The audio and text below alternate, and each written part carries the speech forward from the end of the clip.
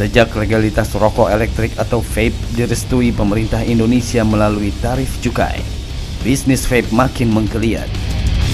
Di tahun 2018, pendapatan cukai dari sektor liquid rokok elektrik ini bisa mencapai lebih dari 200 miliar rupiah. Penerimaan cukai tak lepas dari meningkatnya jumlah pengguna vape di tanah air.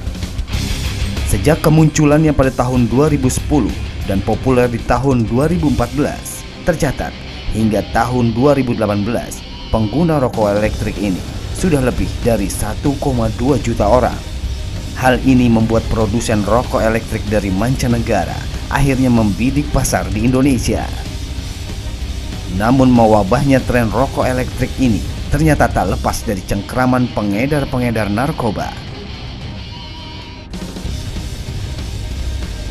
Liquid atau cairan vape yang awalnya digunakan sebagai bahan dasar rokok elektrik dengan berbagai rasa dan aroma, akhirnya berkembang jadi bahan dasar narkoba jenis ganja. Dan tak terkecuali di Indonesia.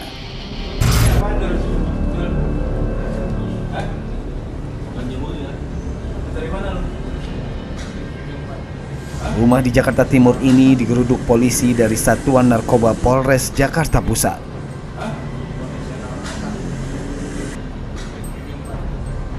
Petugas menaruh curiga jika rumah ini disulap pelaku jadi industri liquid rokok elektrik berbahan dasar ganja.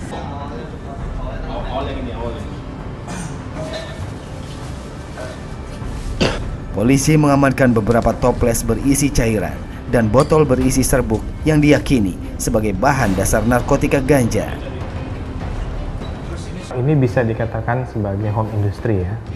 Karena setelah kita lakukan pemeriksaan dan hasil pemeriksaan sementara, memang tersangka yang berinisial AS ini itu dia melakukan produksi untuk ganja liquid dan ganja serbuk. Dalam waktu 1 bulan itu dia bisa memproduksi kurang lebih 300 sampai 400 mililiter ganja liquid dan kurang lebih 30 paket ganja serbuk yang masing-masing paket itu sekitar 5 mililiter juga.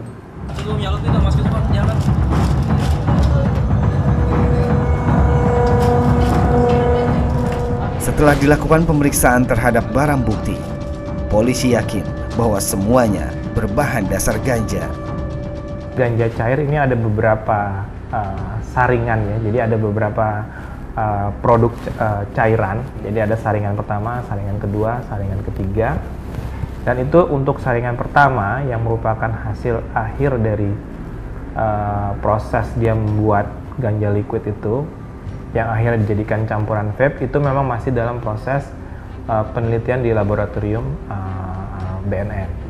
Untuk yang ganja yang cairan kedua dan ketiga itu sudah dinyatakan positif ganja.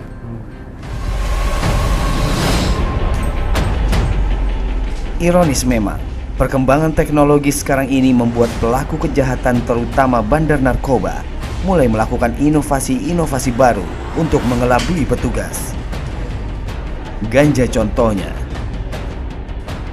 Dengan menggunakan beberapa cairan kimia, ganja tersebut disulap menjadi cairan dan kemudian diperjualbelikan khusus untuk digunakan menggunakan vape atau rokok elektrik.